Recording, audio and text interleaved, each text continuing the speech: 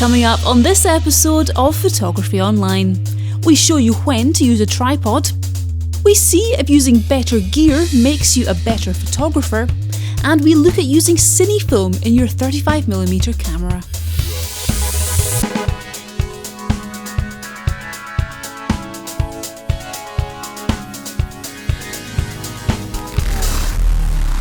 Welcome to a brand new episode of my favourite show, Photography Online. If you're a regular viewer, then you'll know that we try to cover as wide a range of topics as we can. If this is your first time watching, then you are very welcome. Our goal is to inspire you to get out with your camera and take more photos, and if you learn something along the way, even better.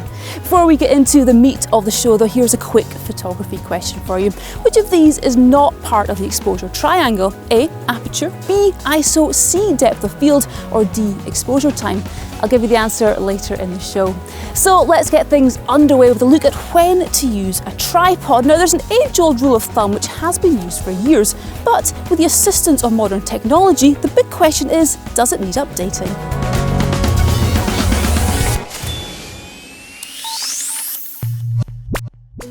Some photographers will tell you that you rarely need to use a tripod and to just handhold everything, whereas others will say that using a tripod will always be beneficial. So who is right, and how do you know what to believe?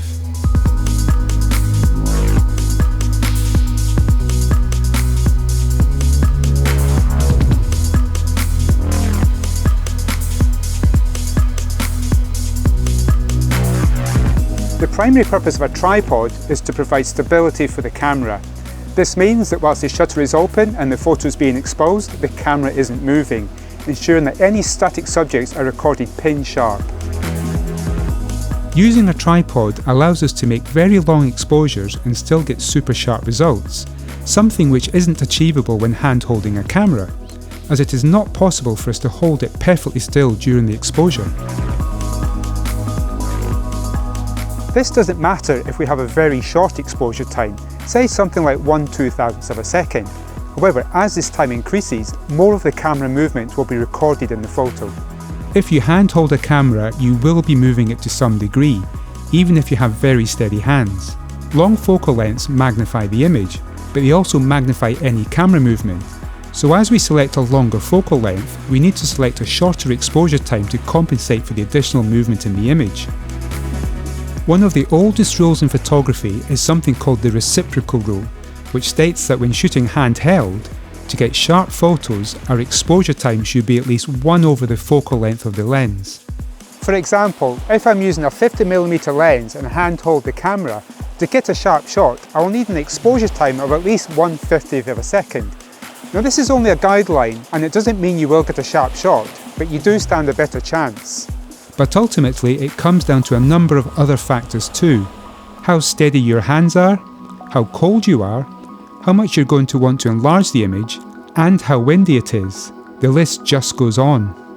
If any of these are a factor, then you might be better using an exposure time of 2, 3, or even 4 over the focal length, making our initial maximum exposure time of 1/50th, potentially 1/200th, in order to get a sharp handheld shot. But this reciprocal rule goes back to the days of Ansel Adams, well before the invention of things like image stabilization, so does it still apply today? You might see manufacturers or photographers claiming their camera's stabilization is so good that sharp handheld shots are possible even at exposure times of several seconds.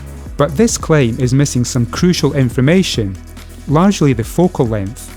I can assure you that it's not possible to get a sharp image at several seconds when using a 400mm lens, no matter how good image stabilization is, but it may be possible with a 14mm lens, for example. Most modern lenses have the option to turn on image stabilization, which moves the optics in the lens to counteract any movement through the camera. And then there's the newer IBIS or in-body image stabilization, whereby the camera also moves the sensor to follow any minor movement. This means you can activate IS even if you have a non-IS lens, as the stabilization is done on the sensor rather than in the lens. Combining both lens and body image stabilization could give you at least an extra 8 stops on top of what the reciprocal rule says. Well, at least that's the claim. But is it true? We're about to find out. First up, I've turned off all image stabilization to put myself in the shoes of a photographer 100 years ago. So I've got a 400mm lens, so I'm going to start off with an exposure time of 1/400th of a second, then continue to decrease that until I get noticeable image blur. As stated by the Reciprocal Rule, my 1/400th shot looks acceptably sharp. Doubling the exposure time has clearly taken the edge off the shot. The image is now getting unusable even at smaller magnifications. And there's really no need to continue, as it's only going to get worse. So now I'm going to turn on all image stabilization, repeat the same process and see what difference that makes. Once again, the Reciprocal Rule ensures a sharp shot. With IS, there's no noticeable difference when doubling the time. Even at 4 times the duration, the shot still looks sharp. We're now at the point where I gave up on the non-IS test. We're now past where we got to before and it's still looking good. At 1/13th, it's not as good but still perfectly acceptable in some situations. At 1/6, I'm starting to push my luck, but it would still be okay at small magnifications. But at 1/3 of a second, even IS can't help at 400mm. So taking all of this into account, can we simply leave our tripods at home or get rid of them altogether? Now that question could open a can of worms, as there are those photographers who exclusively shoot handheld and those who always shoot using a tripod, or, like myself, using a mixture of both. It's worth remembering that a tripod has other benefits too, such as slowing us down and allowing us to fine-tune composition. It makes using graduated filters much easier and saves your arms from getting tired if holding a heavy load while you wait for that shot, which could happen at any moment. Even if you don't need a tripod to stabilise the camera, they can still be incredibly beneficial. But for the purpose of steadying the camera, what we have shown here is that modern technology has meant that the Reciprocal Rule is a little out of date, but it's still worth remembering, as if your exposure time falls below the same value of your focal length, an alarm bell should start ringing in your head that you're getting close to the danger zone. If this is the case, we should try to reduce any camera movement as much as possible by adopting a good handheld technique. I see so many people holding the camera incorrectly when shooting in the portrait orientation, where they're losing a lot of stabilisation by holding the camera upside down when holding the lens from the top.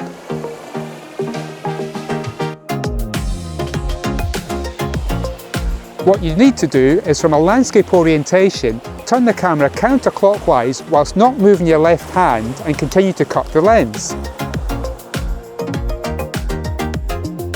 Also, look to see if there are any objects close to you which you can use to stabilise yourself, which in turn will help to stabilise the camera. Walls, fences, trees, etc. are all great to lean against or use as a camera support. These won't get you anywhere close to replacing a tripod, but they will be better than nothing.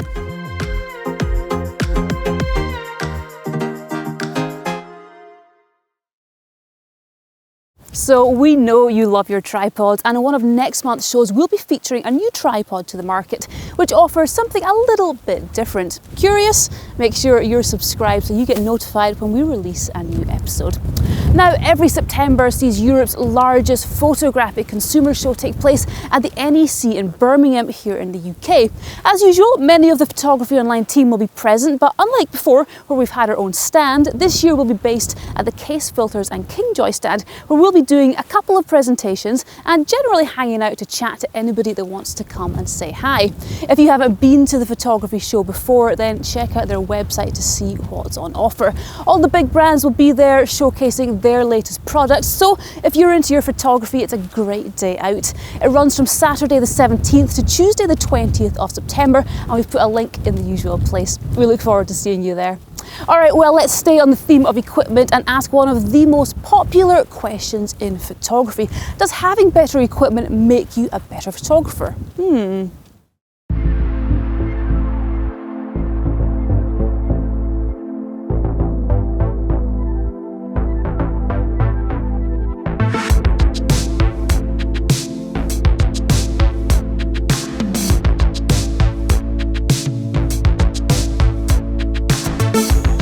We've all all heard that classic response from a viewer of an impressive photo.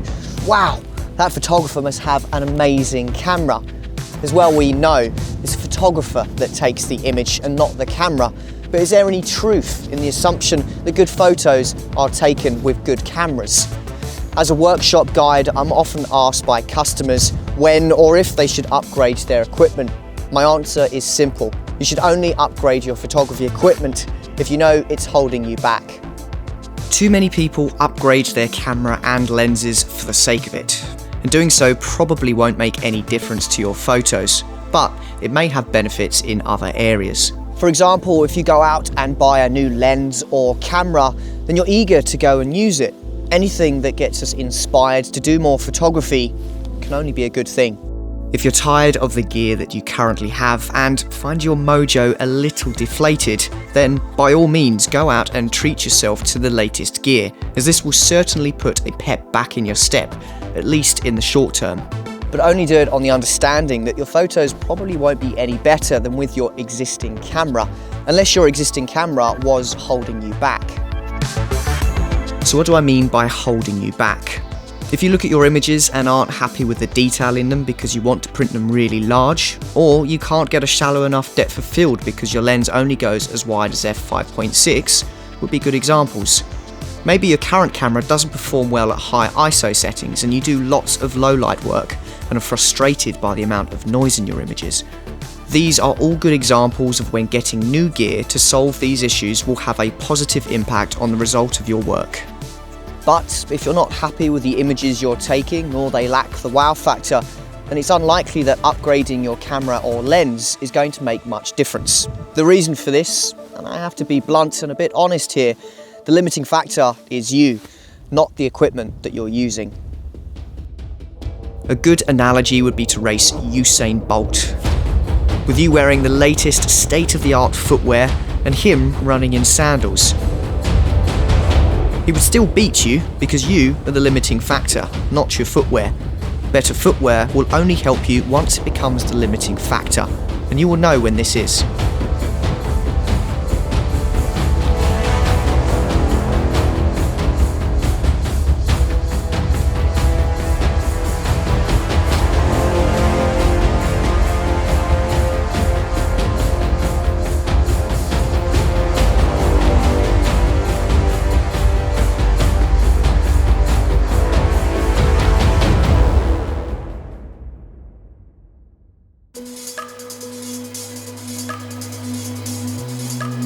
There are three pieces of equipment that have the potential to limit your photography: camera body, lens, and tripod. The most common limitation is with a lens. Many people assume that having a wider range of focal lengths will improve their photography, but unless you have a specific subject or scene in mind which requires a specific focal length, then simply going out and buying every lens on the market could actually achieve the opposite effect, as you'll now be carrying too much gear and will need to change lenses all the time, wasting time and potentially missing the moment. A far more likely limitation with a lens is the aperture range. If you want to work in low light or just get a shallower depth of field for that classy look, then you're going to need a reasonably fast aperture. Prime lenses offer far wider apertures than most zooms, and it's difficult to make an argument as to why using a prime lens wouldn't help to improve your photos. Not being able to zoom the lens forces the user to think about viewpoint, i.e. where they stand. It's doing things like this which will make the biggest difference to your photography rather than the equipment in your hand.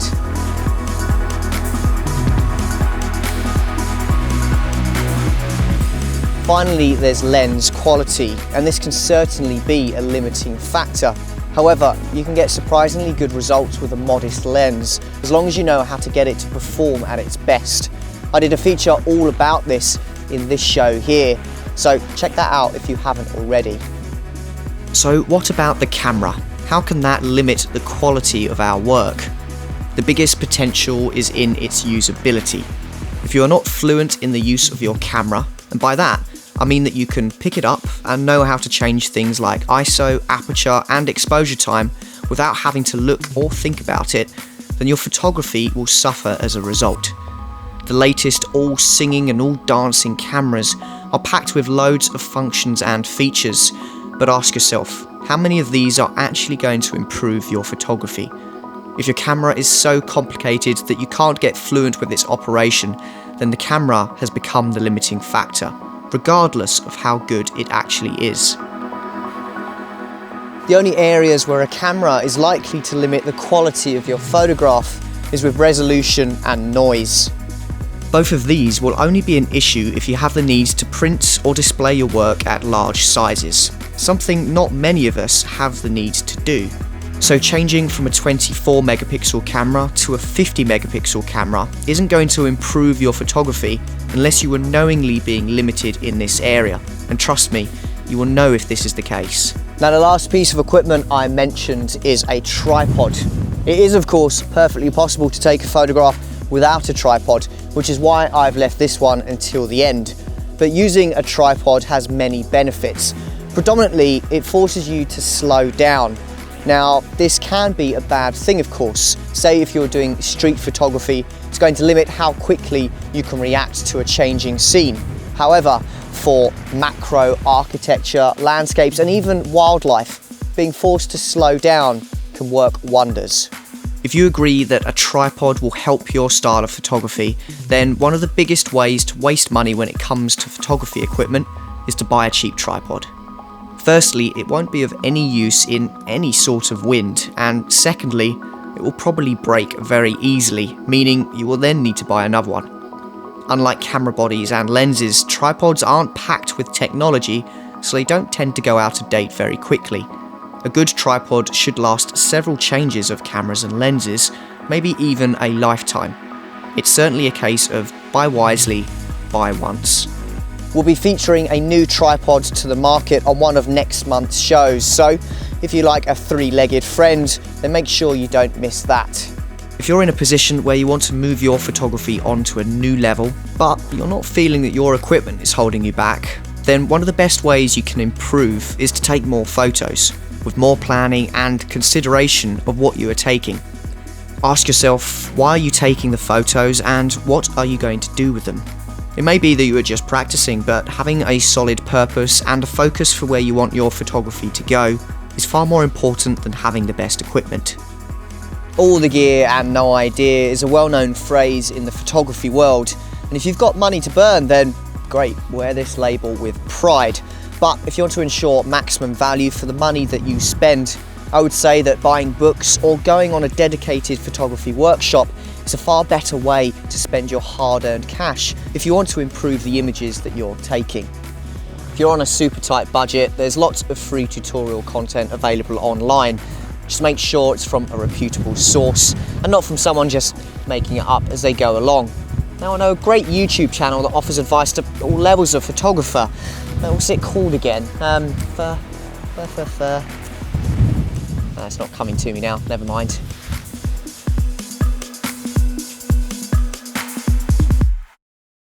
If you decide that it's time to upgrade any of your equipment, either because it's holding you back or just because you fancy getting some new toys to play with, then a great place to go is Ford's Photographic, which is where we get most of our equipment from.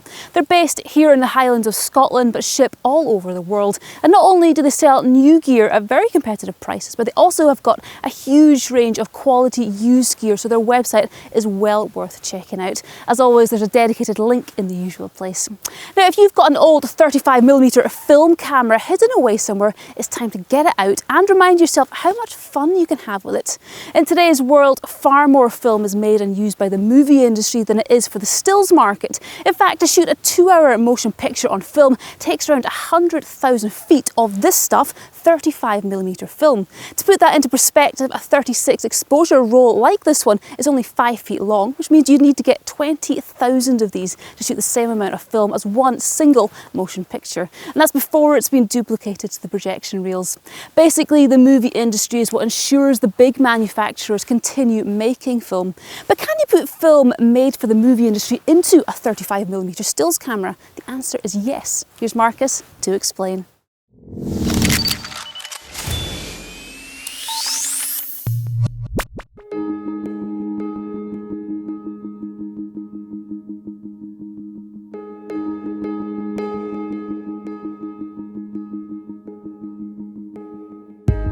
There are a few companies, such as Flickfilm, a Canadian company, who bulk buy motion picture film from the big brands such as Kodak and spool it onto 35mm film cassettes, so the likes of me and you can use it in our cameras. They rebrand this, but it's essentially exactly the same film that gets sent to Hollywood and all over the world. So if you want to take photos which have that cinematic feel, then look no further than Flickfilm. So the people at Silverprint have sent me a couple of films to try out. I've got a colour one, rated at 50 ISO, and a black and white rated at 250 ISO.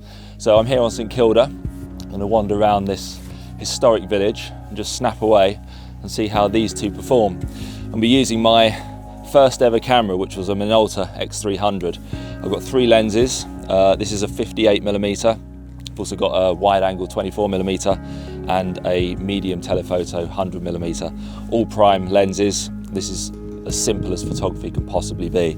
I've only got control of aperture, shutter speed and focus, but that's all I need.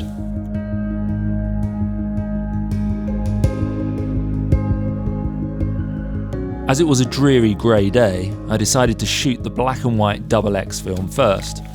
The box speed is ISO 250, which is what I'm going to shoot it at, but there is a lower rated ISO 100 black and white flick film available too.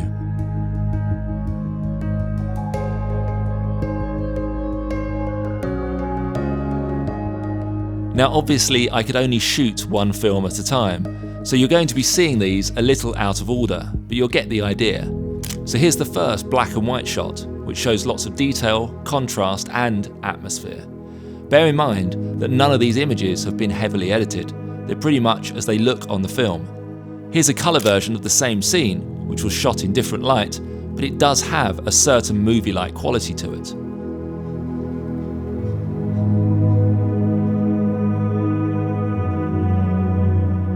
Most cine films have a wide dynamic range with increased highlight sensitivity. Obviously, the enlargement ratio to get the final image to cinema screen size is huge, so the sharpness and grain of these films is excellent.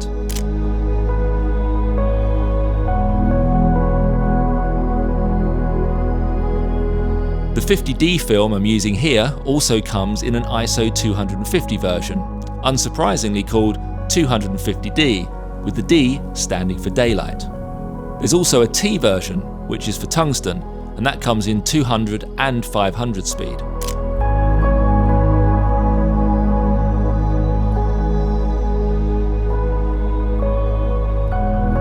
The superfine grain of the 50D film is ideal for close-up shots like this, where there's bags of detail and texture to work with.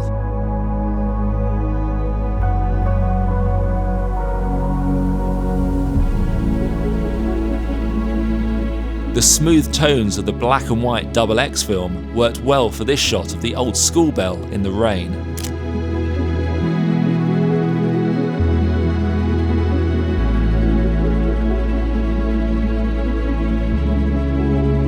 With the XX speed of ISO 250 and the combination of my f1.4 lens, I wanted to test it out in a low light situation, so headed for the chapel where there were a few subjects worth a frame or two.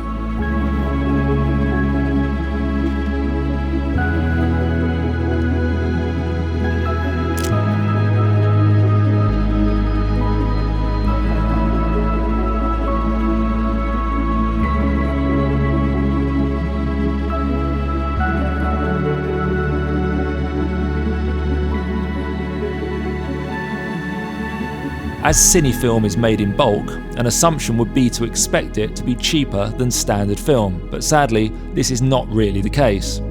There are certainly cheaper films out there, both in colour and black and white, but it's certainly not the most expensive either. Basically, if you want your photos to look like a Steven Spielberg production, then don't expect a bargain. It does, however, give good incentive to go out and shoot subjects you wouldn't usually shoot, and that can only be a good thing. It's important to realise that these films aren't trying to look cinematic, they look like this because they are the exact films used in the motion picture industry.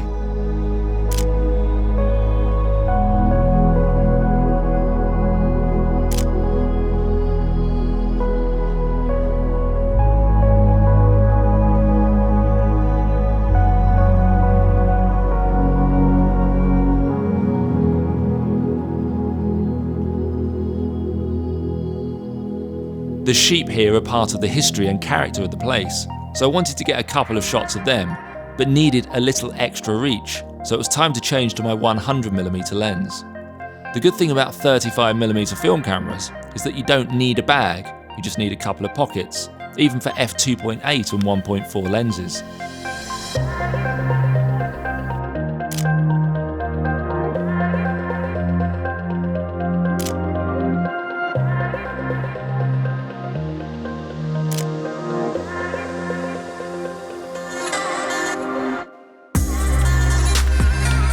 So what's my conclusion on Cine film? Well, it certainly gives a look which feels timeless, especially if the subject does the same. The only thing to be aware of on the colour film is that the developing process is slightly different, as Cine films have something called a remjet layer, which is a matte black backing which acts as a lubricant and an anti-static barrier for the moving film.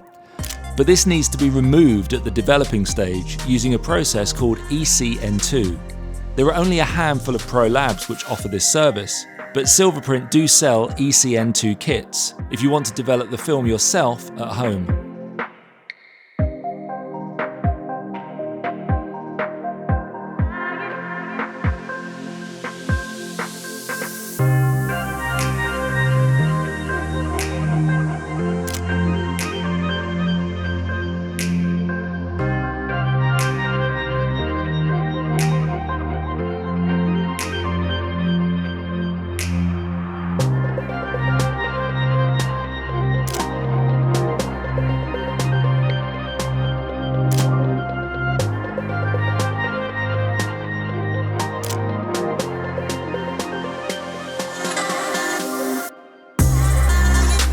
This is the old equivalent of ejecting the memory card. Overall, it's fun to shoot Cine film, and due to the current worldwide shortage on the production of standard colour films from the likes of Kodak and Fuji, Cine films could be the best option if you want to shoot 35mm colour film in your camera. So if you can't get your usual film stock, or just want to try something new, then Cine film is surely the way to go.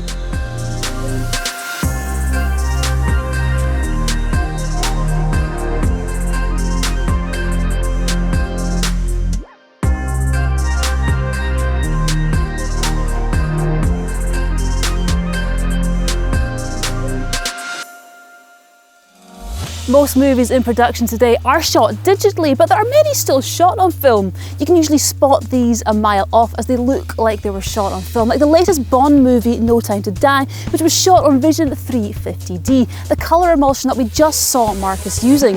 If you want to see the manufacture of film continue, then the best thing you can do is support the industry by going to watch movies shot on film. Or you could go out and buy 20,000 rolls, it's up to you. If you're interested in trying Cine film in your camera, then we've put a link to Silverprint in the usual place, where you can order both colour and black and white versions in various speeds, as well as the equipment and chemicals you'll need to easily develop your own film yourself at home. There's a link in the usual place below. Alright, well, at the beginning of the show I asked which one of these is not in the exposure triangle. A. Aperture, B. ISO, C. Depth of field, or D. Exposure time. The correct answer is C. Depth of field. Well done if you got that one. Next time on Photography Online, we'll be looking at how to predict epic sunrises and sunsets. We meet a photographer who's made the jump from enthusiast to pro, and we look at all the options for printing your work. That's all coming up in just a couple of weeks' time, so make sure you join me for that. Until then, take good care. But most of all, take good photos. But only do it on the understanding that your photos probably won't be out. But only do it on the understanding that your photos probably won't be. I'll give you the answer later on in the show. So, blah, blah, blah, blah. Sorry. Okay, so I was going to change it to so well and got mixed up. As we well know, it's the photographer that takes the camera Like the latest Bond movie, No Time to Die, which was shot on Vision 53D. Sorry. Fine. Sorry, forgotten the start. How quickly you can react to a chick. Damn it! We meet a photographer who's made the jump from pro to enthusiast. That's not right. That's quite a jump.